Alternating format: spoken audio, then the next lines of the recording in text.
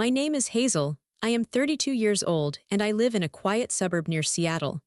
I stood in the crowded hallway of the county courthouse. My hands were cold, but my mind was perfectly clear. Kevin, my husband of 7 years, leaned in close to my ear. He didn't want the lawyers or the strangers around us to hear. He wanted this poison to be just for me. "I'll take everything from you, Hazel," he whispered. His voice was low and nasty. "Today is the best day of my life because it's the day I finally leave you with nothing." He pulled back and looked at me. He was smiling. Behind him stood Sophie. She was younger than me, wearing a bright red dress that looked wrong for a serious place like this. She smiled too, like the ending of our story was already written and she had won. Kevin expected me to cry. He expected me to beg him for mercy or scream at him in front of everyone. That is what he thought I would do. But I didn't say a word. I just looked at him. Kevin thought my silence was fear. He didn't know that I had been preparing for this moment for 6 months. He didn't know about the thick folder in my bag. He thought he was the hunter, but he had no idea he was actually the prey. But before I tell you how everything flipped, like and subscribe, drop a comment. Where are you watching from? My name is Hazel. I am 32 years old. Kevin pulled away from my ear. He stood up straight and adjusted his expensive suit jacket. He bought that suit 3 months ago. He told me it was an investment for a big client meeting. I knew now that the client was Sophie. He looked down at me. I was sitting on a hard wooden bench outside the courtroom doors. I felt small. I have always been a small woman, but Kevin knew how to make me feel invisible. "Cat got your tongue, Hazel?" he asked. He said it loud enough for the people nearby to hear. He wanted an audience. He wanted everyone to see him as the strong, confident man leaving his weak wife. I looked up at him. His face was handsome, the same face I fell in love with 8 years ago, but his eyes were hard. There was no kindness left in them for me. I didn't answer his question. I just folded my hands in my lap. My knuckles were white, but my face was calm. I practiced this face in the bathroom mirror this morning. I told myself, do not let him see you shake. Do not let him see the crack in your heart. Kevin laughed. It was a short, cruel sound. "Look at her," he said to Sophie, who was standing just behind his shoulder. "She's terrified. She knows she's done for." Sophie giggled. It was a light, airy sound that didn't belong in this heavy hallway. She looked at me like I was something sad by the side of the road. A piece of trash someone dropped. "Don't be too mean, Kevin," Sophie said. Her voice was fake sweet. "It's a hard day for her." She didn't mean it. She just wanted to sound nice for the lawyers walking by. I saw the smirk she gave me when Kevin wasn't looking. She was wearing a gold bracelet. I recognized it instantly.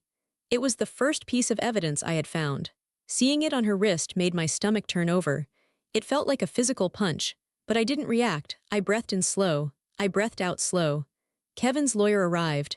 He was a loud man with a shiny briefcase. He shook Kevin's hand vigorously. "Ready to wrap this up, Kevin?" the lawyer asked. "More than ready," Kevin said. He clapped his lawyer on the back. "Let's get in there and finish it. Hazel is ready to sign whatever we put in front of her. Aren't you, honey?" He used the pet name like a weapon.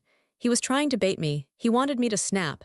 He wanted me to cause a scene so he could point his finger and say, "See, she's crazy. She's emotional." I remained silent. I kept my eyes focused on the scuffed floor tiles. My silence began to bother him. I could feel it. He stopped laughing.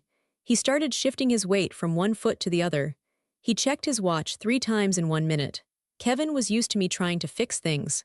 Throughout our marriage, if he was mad, I would apologize. If he was worried, I would comfort him. If he was yelling, I would try to calm him down. I was always the one reacting to his moods. Now I wasn't reacting at all. I was a stone wall. He leaned down again, his voice a tight hiss.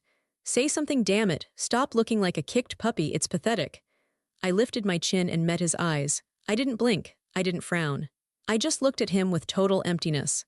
"We are due in court, Kevin," I said. My voice was soft, but it was steady. It didn't shake. That was all I said. He blinked. He looked confused. He expected fear, and I gave him nothing. "Yeah, we are," he muttered. He straightened up, but some of the swagger was gone from his shoulders. He looked back at Sophie, almost like he needed reassurance. She gave him a quick, tight smile, but she looked uneasy too. They didn't understand what was happening. They thought my silence was weakness. They thought I was frozen with terror because they were about to take my home, my savings, and my future. They were wrong. My silence wasn't fear, it was focus. I was holding all the noise inside me. The anger, the hurt, the betrayal, it was all screaming inside my chest. But I wouldn't let it out. Not here, not in front of him. He needed my reaction to feel powerful. By giving him silence, I was taking his power away before we even stepped into the courtroom. He just didn't realize it yet. The bailiff opened the heavy oak doors. "All parties for Bennett versus Bennett," he called out. Kevin took a deep breath and puffed out his chest. He grabbed Sophie's hand for a second, then let go as they walked toward the door. He looked back at me one last time with a sneer. I stood up slowly. I picked up my large tote bag. It was heavy with paper. It contained the truth about our marriage. I walked behind them. I was alone. I felt an overwhelming sadness wash over me, a wave so big I thought I might drown in it right there in the hallway. This was the end of the life I thought I was building. But then I felt the weight of the bag in my hand. The evidence, the proof. I wasn't just a victim walking to the slaughter. I had a weapon of my own. I took another deep breath, pushed the sadness down into my stomach, and followed my husband into the room where I was going to end his lies. To understand why Kevin thought he could crush me, you have to understand who I was in our marriage. I have never been the loudest person in the room. Even as a child, I was the quiet one in the corner, reading a book or organizing my toys in neat rows. I didn't need to be the center of attention. I liked order. I liked things to make sense. When I met Kevin, he was everything I wasn't. He was loud, funny, and full of big energy. He walked into a party and everyone looked at him. He could charm anyone. He charmed me right away. I thought we were a good balance.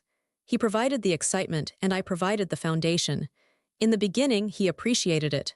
He called me his rock. He said he would be lost without me keeping his life together. And he was right, he would have been lost. Kevin was terrible with details. He forgot bill due dates.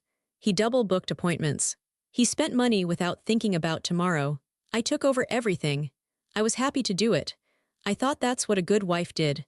I wanted to support him so he could focus on his career in sales. Every Sunday night, I sat at the kitchen table with my laptop and a calculator. I paid the mortgage. I paid the electric bill, the car payments, the insurance. I balanced our checking account down to the last penny. I created spreadsheets for our savings goals. We wanted to buy a bigger house one day. We talked about having children. I tracked every dollar we put aside for those dreams. Kevin never saw the spreadsheets. He never asked about the bank accounts unless he wanted to buy something big. "Hey Hayes," he would say, using his nickname for me.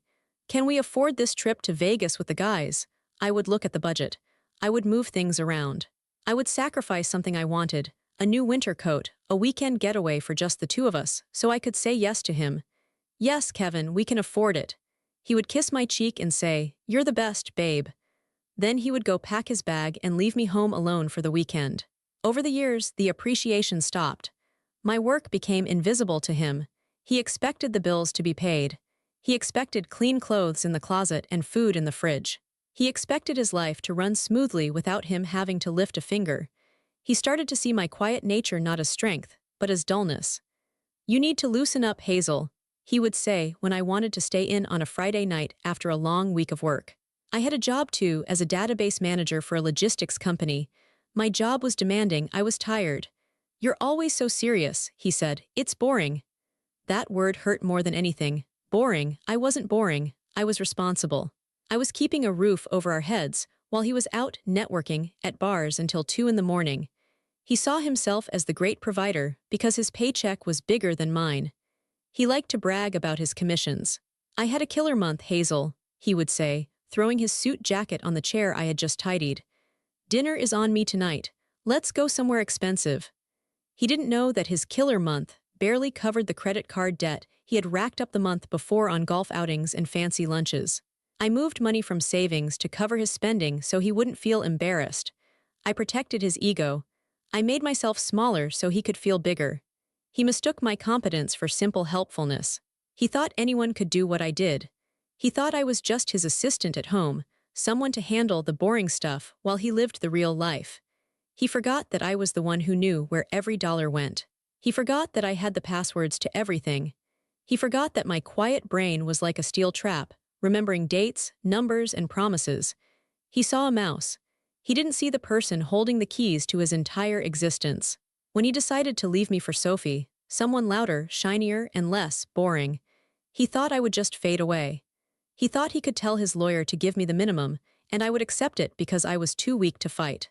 He thought the person who built the foundation of his life wouldn't know how to tear it down. It was the biggest mistake of his life, and it all started with a simple mistake of his own. A slip-up that my quiet, organized brain caught immediately. The end of my marriage didn't start with a dramatic scream or a slamming door. It started on a Tuesday evening in November. It was raining hard outside, a cold, miserable rain that tapped against the kitchen windows. I was in the kitchen making lasagna. It was Kevin's favorite meal. I made it from scratch, simmering the sauce for hours the way he liked. I was trying. Things had been distant between us for months. He was working late more often. He was snapping at me for small things. I thought if I made his favorite dinner, maybe we could sit down and talk. Maybe we could reconnect. I heard the garage door open around 7 o'clock. I felt that familiar little jump in my stomach, part hope, part anxiety. Which Kevin was walking through the door tonight? The charming husband or the cold stranger? He came in through the mudroom door. He was shaking rain off his expensive wool coat. "Hey," he said. He didn't look at me. He seemed distracted, buzzing with a strange energy. He wasn't angry, which was a relief, but he wasn't warm either. He seemed like his mind was somewhere else entirely. "Hi, honey," I said. "Dinner is almost ready, it's lasagna." "Oh, sounds good," he said, but he was already walking out of the kitchen toward the stairs. "I need to shower first. I feel gross from the travel." He had been away for 3 days on a business trip to Chicago. At least, that's what he told me. "Okay, don't take too long," I called after him. I turned off the oven. I walked into the mudroom where he had hung his coat. The coat was soaking wet. I knew if it dried like that, it would smell musty. I took the coat off the hook to hang it over a chair near the radiator so it would dry properly. That's who I was, always taking care of the little things for him. As I moved the coat, I felt something stiff in the inside pocket. It was a piece of paper. I didn't think anything of it. Kevin was always shoving receipts in his pockets and forgetting them. Part of my routine was emptying his pockets before I took things to the dry cleaner so he wouldn't lose anything important. I reached into the silky lining of the pocket and pulled out the paper. It was damp from the rain. It was a receipt. I started to crumple it up to throw it in the trash, but the logo at the top caught my eye. It wasn't for gas or a business dinner. It was a fancy script logo, Adler's Fine Jewelry. I stopped. My breath caught in my throat. Adler's was the most expensive jewelry store in the city. Kevin had never bought me anything from there. Our wedding rings came from a nice but modest chain store in the mall. I smoothed the damp paper out on the mudroom bench. I stared at the numbers. The total at the bottom was $5,250. $5,000. My hands started to shake. I felt a cold chill spread through my chest. What did he buy for $5,000? I looked at the item description.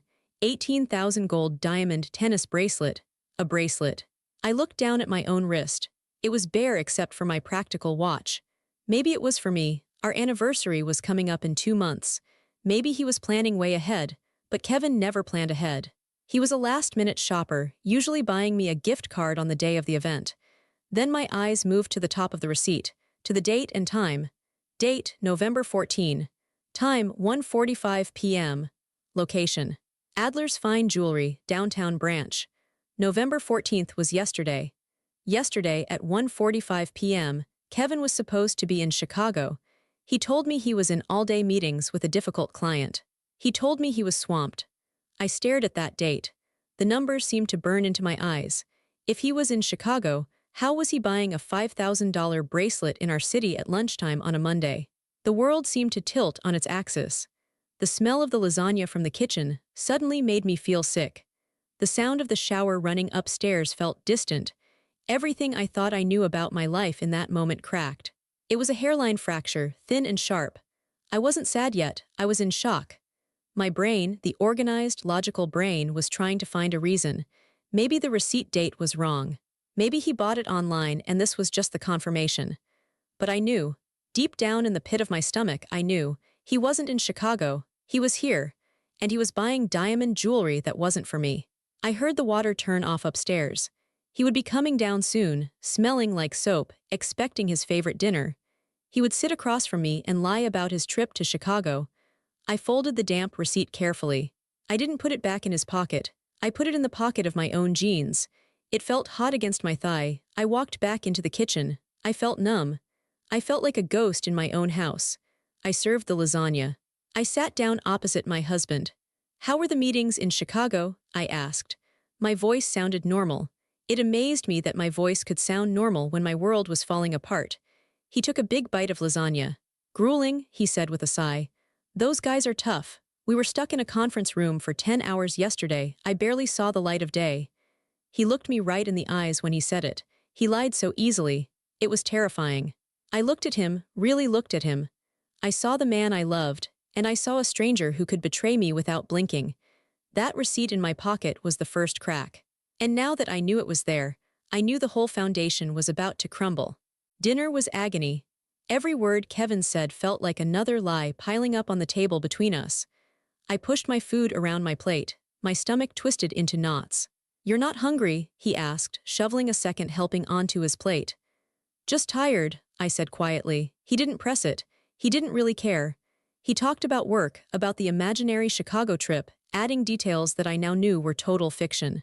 He talked about the bad coffee in the conference room and how tired he was of travel. I listened. I nodded. I played the part of the supportive wife. But inside, a cold, hard clarity was taking over. I needed proof. The receipt was a smoking gun, but I needed to see the bullet. After dinner, he went into the living room to watch a basketball game. "I'm just gonna zone out for a bit, hun," he said.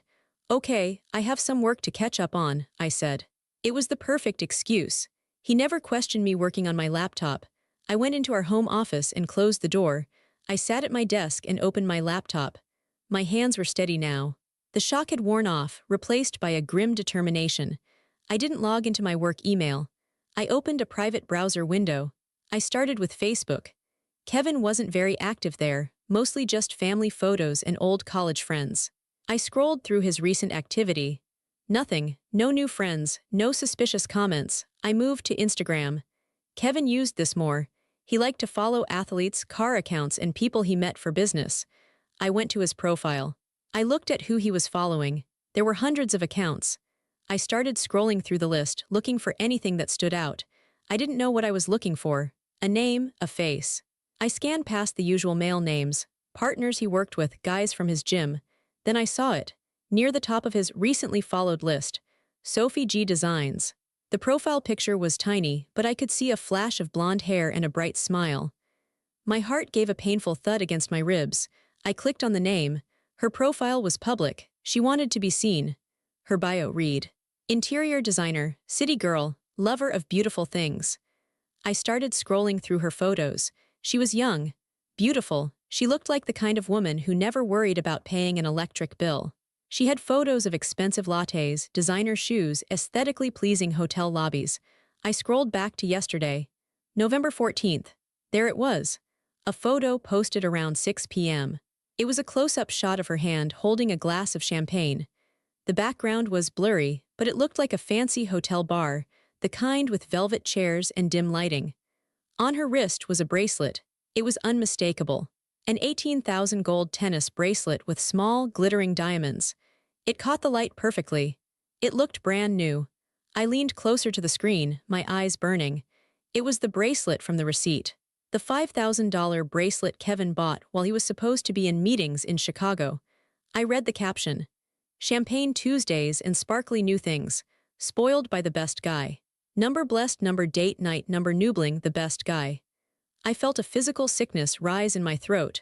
I had to swallow hard to keep from gagging. He wasn't just having a fling. This wasn't a one-night mistake on a lonely business trip. He was dating her. He was taking her out on date nights, in our own city, while I was at home making his favorite lasagna and worrying about his stressful week. I looked at the comments. Her friends were gushing. "OMG Sophie, it's gorgeous. Who is the mystery man?" Sophie replied with winking emojis and heart emojis. She was loving the attention. I kept scrolling through her feed. I saw other clues now that I knew what to look for. A photo from 2 weeks ago of 2 dinners at an expensive steakhouse, Kevin's favorite. A picture from a month ago showing the interior of a luxury car that looked exactly like Kevin's BMW. The pieces clicked together. This had been going on for weeks, maybe months. While I was balancing our budget and moving money to pay off his credit cards, he was spending thousands on this girl. I didn't cry. I sat there in the quiet office, the blue light of the laptop screen illuminating my face, and I felt absolutely nothing but cold reality. The grief would come later. I knew that. The heartbreak would arrive and try to drown me. But right now, I was in survival mode. The organized part of my brain took over completely. I didn't close the tab. I started taking screenshots. I screenshot the photo of the bracelet. I screenshot the caption. I screenshot the date and time. I went back and screenshot the dinner photos and the car photo. I saved everything into a new folder on my desktop. I named the folder simply Proof. I had the receipt in my pocket. I had the photos on my computer. It was confirmed. My marriage was a lie. I closed the laptop. I stood up and walked out of the office. I walked into the living room. Kevin was laughing at something on the TV. He looked relaxed, happy. He had no idea that his entire world had just shifted. "Done with work?" he asked, not looking away from the screen. "Yes," I said, "I'm done." He didn't hear the double meaning in my words. "I'm going up to bed," I said. "Okay, babe. I'll be up soon." I walked up the stairs to the bedroom we had shared for 7 years. I went into the closet and looked at his clothes. I looked at the life we had built. It was all tainted now. Every memory felt dirty. I changed into my pajamas and lay down on my side of the bed. I stared at the ceiling in the dark. I knew what I had to do. I couldn't confront him yet, not with just a receipt and some Instagram photos. If I confronted him now, he would lie. He would gaslight me. He would say I was crazy, paranoid. He would hide his tracks better. I needed more. I needed to know how deep this went. I needed to know how much of our money he had spent on her. I needed undeniable proof that would stand up in court. Kevin thought I was weak. He thought I was stupid. He was about to find out just how dangerous a quiet, organized woman could be. I closed my eyes, but I didn't sleep. I began to plan. The next morning, Kevin left for work as usual. He kissed my cheek and told me he had a busy day ahead. I smiled and told him to drive safely.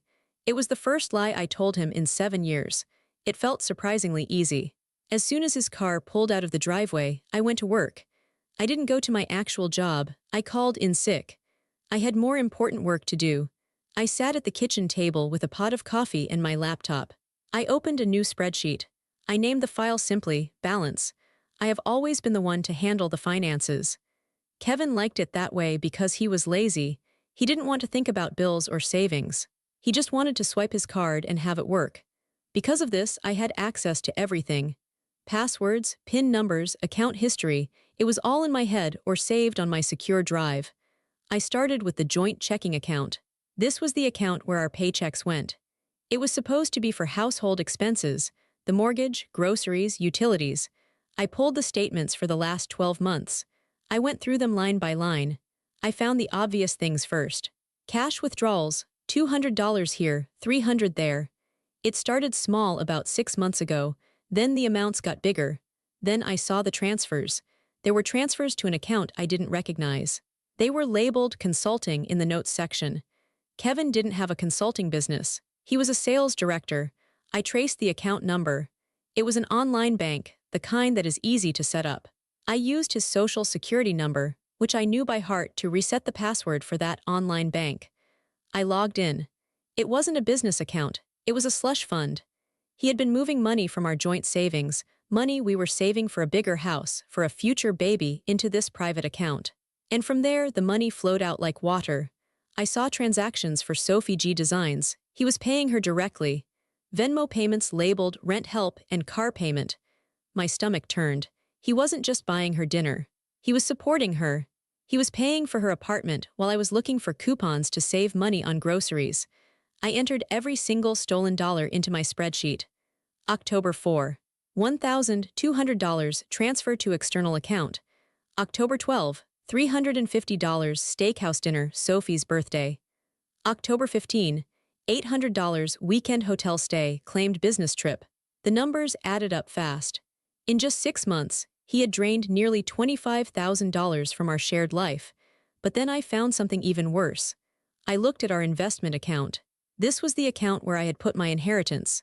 My grandmother left me $50,000 when she passed away 3 years ago. I had put it away for a rainy day. I told Kevin it was our safety net. I logged in. The balance was 0. I stared at the screen. I refreshed the page, hoping it was a mistake. Balance, $0. I clicked on the transaction history. 3 months ago, there was a withdrawal for the full amount. $50,000. Where did it go? I traced it. It went to a title company. He had used my grandmother's money she saved her whole life to give me, to put a down payment on a condo. I searched the address of the condo on the county property records website. Owner, Kevin Bennett. He bought a condo. He didn't put Sophie's name on it, which was smart for him, but he used my money to buy a bachelor pad for himself and his mistress. I sat back in my chair. The house was silent. This wasn't just cheating. This was theft. This was financial abuse. He had looked me in the eye every day for 3 months knowing he had stolen my inheritance. I didn't scream. I didn't throw the coffee mug against the wall. I just typed. August 20, $50,000, unauthorized withdrawal, down payment on condo unit $4 billion. I documented everything. I downloaded every statement. I printed every transaction receipt. I built a paper trail so thick and so detailed that he would never be able to deny it. By the time the sun went down, I had a complete picture of his betrayal. He thought he was clever. He thought I was just the boring wife who paid the electric bill. He forgot that I was a professional data manager. He forgot that numbers are my language, and the numbers were telling a story that was going to destroy him. For the next 4 weeks, I lived a double life. To Kevin, I was the same Hazel as always. I cooked his dinner. I washed his clothes. I listened to him complain about his boss. I even asked him about his business trips with a smile, nodding while he lied to my face. It was exhausting. Every time he touched me, I wanted to flinch. Every time he called me babe, I wanted to vomit. But I had to be patient. One night, we were in the kitchen. He was looking at his phone, smiling at a text message. I knew it was from her. "Who's that?" I asked casually, wiping down the counter. He jumped a little. "Oh, just Dave from the office, sending a funny meme." "That's nice," I said. I turned my back to him so he couldn't see my eyes. They were cold. I was gathering the final pieces of the puzzle. I needed to know about his debts. I knew Kevin liked to gamble occasionally. He used to go to the casino with his friends maybe twice a year. But as I went deeper into the credit card statements, I saw charges for online betting sites. DraftKings, FanDuel, PokerStars. He was losing money, a lot of it. He was chasing his losses. When he lost $1,000, he would bet $2,000 to try and win it back. He was spiraling. That explained why he stole my inheritance. He wasn't just funding Sophie, he was covering his own mess. He was desperate. I added this to the balance file. Gambling losses, year to date, $18,500. I also found out he hadn't paid the mortgage on our house for 2 months. He had intercepted the mail so I wouldn't see the late notices. He told me he was handling it online. He was setting me up to lose everything. If I hadn't looked, we would have gone into foreclosure while he moved into his new condo with Sophie. The betrayal was total. He wasn't just leaving me, he was trying to ruin me on his way out. This realization killed the last bit of love I had for him. There was no sadness left, only a cold, hard need for justice. I started moving my own pieces on the board. I opened a new bank account at a different bank, one he didn't know about. I started moving my paycheck there immediately. I contacted the credit card companies and removed my name from the joint cards. I froze my credit so he couldn't open any new loans in my name. I made copies of his passport, his driver's license, and his social security card. I took photos of the expensive watches he bought with our money. I took photos of his golf clubs. I cataloged every asset we owned. I did all of this while he slept next to me, snoring peacefully, dreaming of his new life. He thought he was the main character of this story. He thought I was just an extra, a background character who would fade away when he was done with me. He didn't know that the background character was rewriting the script. By the end of the month, I was ready. I had the file. I had the evidence.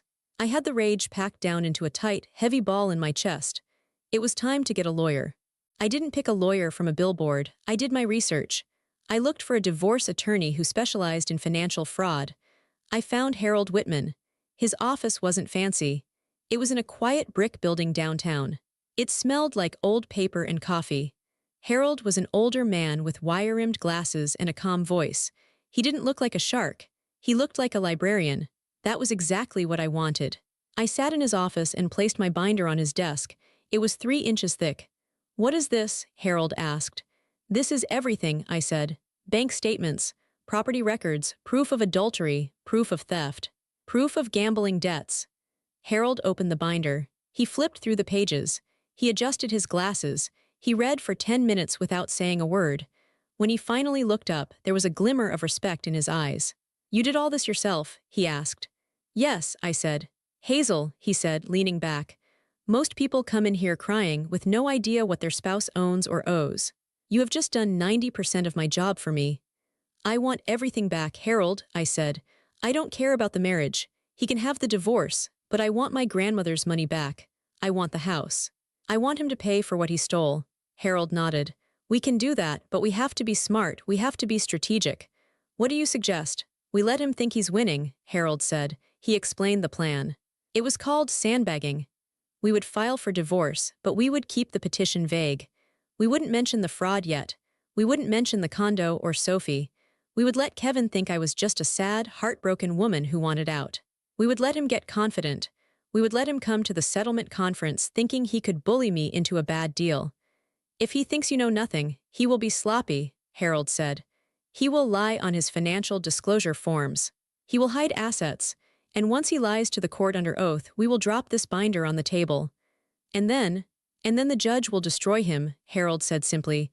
I liked this plan. It fit me. It was quiet. It was precise. "Do it," I said. 2 days later, Kevin was served with the divorce papers at work. He came home storming. He slammed the door so hard the windows rattled. "What is this, Hazel?" he screamed, waving the papers in my face. I was sitting on the couch, reading a book. I marked my page carefully before looking up. "It's a divorce, Kevin. I know about Sophie." I kept it simple. I didn't mention the money. I didn't mention the condo. He stopped yelling. He looked surprised, then relieved. He let out a laugh. "Oh, well, that makes this easier." He sat down in the armchair, crossing his legs. The arrogance returned instantly. "Look, Hazel, I was going to tell you anyway. Sophie and I. We're in love, she understands me. We have a connection I never had with you." "Okay," I said. "I'm not going to be the bad guy here," he said, leaning forward. "But let's be realistic. You can't afford this house on your own. I've been carrying us for years." It took every ounce of strength I had not to laugh in his face. "Carrying us? He hadn't paid the mortgage in 2 months. I have a lawyer," he continued. "A shark. If you try to fight me, Hazel, I will crush you. I'll make sure you walk away with nothing, so just sign what I give you and we can end this."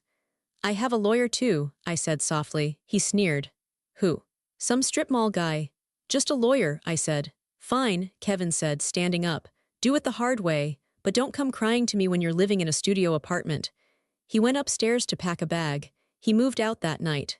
He moved straight into the condo bought with my grandmother's money. I locked the door behind him. I slid the deadbolt into place. The game was on. The day of the final hearing arrived. This brings us back to the moment in the hallway, Kevin whispering in my ear, Sophie in her red dress, the promise that he would take everything. We walked into the courtroom. It was quiet and cold. The judge, a stern woman named Judge Reynolds, sat high up on the bench. Kevin's lawyer, the loud man with the shiny briefcase, stood up first. "Your Honor," he boomed. "My client, Mr. Bennett, has been the sole provider for this marriage. He is requesting the sale of the marital home.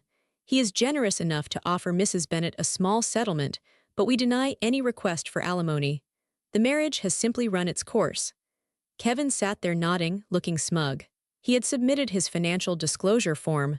On it, he listed his assets. He listed the house. He listed the car. He did not list the condo. He did not list the online bank account. He did not list the gambling debts. He had lied under oath, just like Harold said he would. Judge Reynolds looked at Harold. "Mr. Whitman, does your client agree to these terms?" Harold stood up slowly. He adjusted his glasses. "No, Your Honor." "We do not." Kevin rolled his eyes. Sophie sighed loudly from the gallery. "We believe Mr. Bennett's financial disclosure is incomplete," Harold said politely. "Incomplete?" Kevin's lawyer scoffed. "My client has been fully transparent." "If I may," Harold said. He picked up the heavy binder. He walked to the front of the room. He handed one copy to the judge and one copy to Kevin's lawyer. "Exhibit A," Harold said. "Bank records showing the transfer of $50,000 of Mrs. Bennett's separate inheritance money into an account solely controlled by Mr. Bennett." Kevin froze. He stopped slouching. He sat up very straight. "Exhibit B," Harold continued. "Property records for a condominium at 400 River Street, purchased in Mr. Bennett's name using those stolen funds. This asset was not disclosed on his financial affidavit. The room went silent. The judge flipped through the pages. Her face grew dark. Exhibit C, Harold said, his voice getting a little harder. Credit card statements showing over $20,000 spent on luxury items, travel, and payments to a Miss Sophie Grier. Harold gestured to Sophie in the back row. Everyone turned to look at her. She shrank down in her seat, her face turning bright red. And finally, Exhibit D, Harold said. Records of $18,000 in gambling losses funded by marital assets. Kevin was pale now. He looked like he was going to be sick. He looked at his lawyer, but his lawyer was reading the binder with a look of horror. His lawyer realized his client had lied to him too. "Mr. Bennett," Judge Reynolds said. Her voice was like ice. "Is this true?" Kevin stammered. I can explain. I was going to pay it back." "You swore under oath that you disclosed all assets," the judge snapped. "You committed perjury in my courtroom." Kevin's lawyer tried to stand up. "Your Honor, sit down," the judge ordered. She looked at Kevin. "You have dissipated marital assets to fund an affair and a gambling addiction. You have stolen from your wife's inheritance, and you have lied to this court." Kevin looked at me. For the first time he saw me, he didn't see the weak, boring wife. He saw the woman who had documented every single lie. He saw the precision. He saw the competence. He saw that he had lost. I looked back at him. I didn't smile. I didn't gloat. I just watched him crumble. "I am invalidating your previous settlement offer," Judge Reynolds said. "I am ruling that the condominium is marital property to be awarded immediately to Mrs. Bennett to repay the stolen inheritance. The marital home will be awarded to Mrs. Bennett. Mr. Bennett, you will assume full responsibility for all gambling debts and credit card debts solely in your name." Kevin's mouth fell open. "But that's everything. I'll have nothing. You should have thought of that before you stole from your wife," the judge said. Court adjourned. The gavel banged. It was the best sound I had ever heard. Kevin sat in his chair, stunned. He was ruined. He had no house. He had no condo. He had massive debt. I stood up and gathered my things. I walked past his table. "Hazel," he whispered. He looked desperate.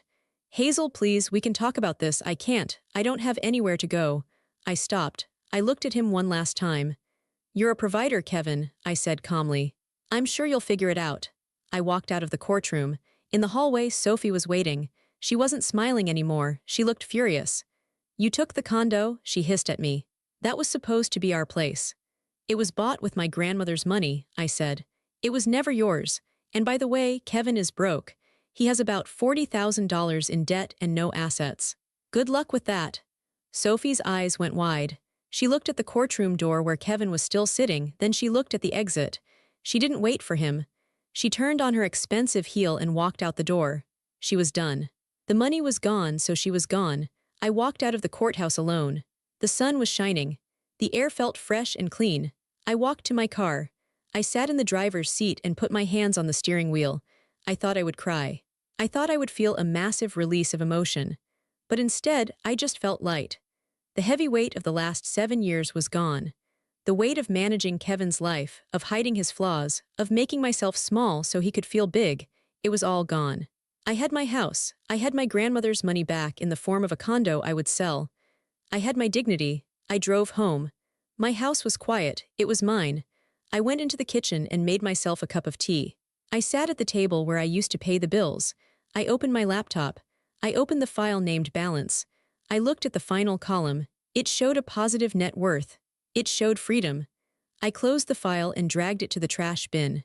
I emptied the trash. I didn't need to track the lies anymore. The account was settled. I took a sip of tea and looked out the window at the garden. I had been neglected for a long time, just like the weeds in the backyard. But now I had time. I had resources. I could grow whatever I wanted. Kevin wanted to take everything from me. In the end, he only took the burden of being his wife. And he gave me back myself. That was the best trade I could have ever made. Thank you for reading my story. If you've ever had to be the strong one in silence, or if you believe that the truth always comes out in the end, please like this video and subscribe.